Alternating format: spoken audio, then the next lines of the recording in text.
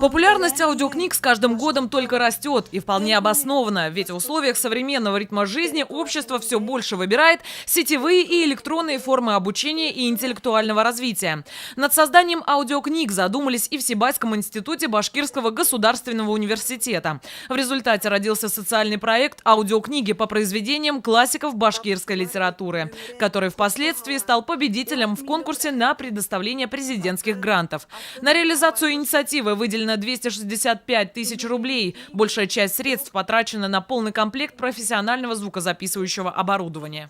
Актуальность обусловлена необходимостью популяризации башкирской литературы на башкирском языке и помощь слабовидящим людям. На сегодняшний день записано около 50 произведений разного жанра. Это стихотворения, поэмы, повести. Вот мы начали запись романа «Хади Давлетшный Иргиз». И записываются у нас произведения как на русском, так и на башкирском языках. Здесь, в небольшой звукозаписывающей студии Сибайского института, творится настоящее чудо. Произведения знаменитых башкирских писателей обретают вторую жизнь. Озвучивают их талантливейшие актеры Сибайского драматического театра, концертно-театрального объединения, а также преподаватели и студенты. До лета планируется записать как минимум 75 произведений.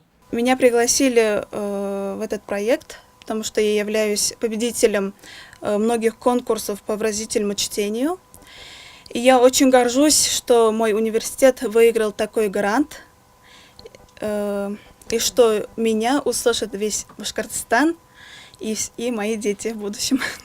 На данный момент организаторами проекта разрабатывается интернет-сайт, на котором можно будет скачать произведения бесплатно. Также записи будут направлены в Уфимскую библиотеку для слабовидящих и слепых. Александра Фоменко, Виктор Краснов, Гульгина Раскильдина, телекомпания СТВ.